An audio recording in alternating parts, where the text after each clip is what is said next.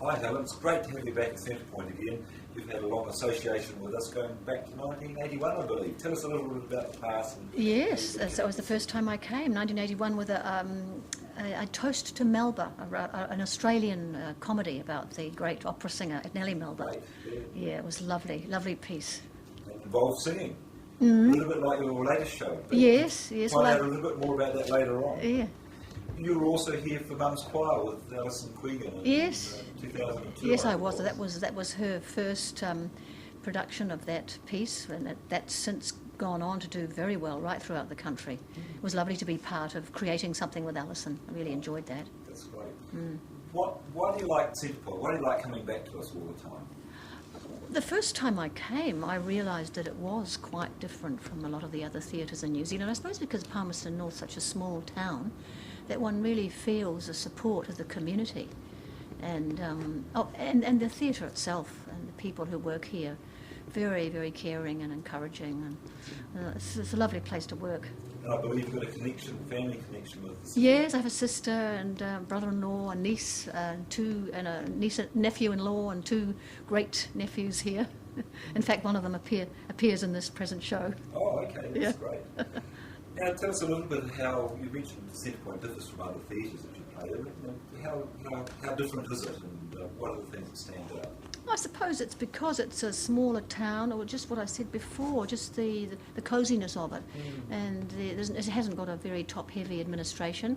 It's got a manageable group of people who run it, and one gets to know everybody. So you feel involved in the group, I think. That's excellent. Tell us a little bit about why you became an actor. Oh, my goodness, I don't know. Oh. I was the youngest in my family. I've read recently that quite often the youngest in one's family is so used to being doted on by the rest by the rest of the family that you get used to all that attention. But I did it at school, and I succeeded at something. I wasn't particularly academic, so it was just something I was always good at, and I just went on with it once I left school. Oh, that's great. What would you say to a young, inspiring actor that was looking at starting out? And what would you say? What's the words of wisdom or advice? Well, have another string to your bow.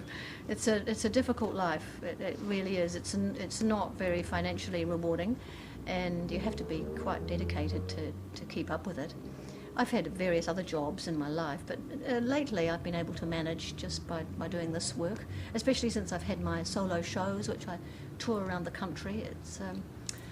Well, tell us about solo shows, because they're quite different from one where you've got a whole cast involved, and how different is that, and how demanding is that on an actor? Well, I'm 60 now, and I find it quite demanding. It's quite scary, actually. You don't have anyone to help you. Yeah, if you miss a line in a larger play, someone's always there to help you out, but I've got nobody. And with mine, I also try and do without a technician, so I usually operate the sound and lights myself. Wow. Here it's really nice because I've got an operator for the lights, but I operate the sound with a remote, or a bigger one than this, but a mini disc over there. So. Well, it's probably a good idea to tell us a little bit now about your play that you're here at Centrepoint to do, Cynthia Fortitude, which is on between the 2nd of August and the 17th. Tell us a little bit about the character and why you wanted to... Well, it's called A Vote for Cynthia, and it's a character I've had for about 20 years and a couple of other productions. She's a fading opera singer. She's spent all of her life touring the third world, taking concerts of serious music to unprivileged people, but she's returned to New Zealand, and she's had an epiphany on the beach at Paikakariki and wants to become New Zealand's next Prime Minister. Awesome. Well, we're looking forward to seeing that, so thank you very much. Thank you.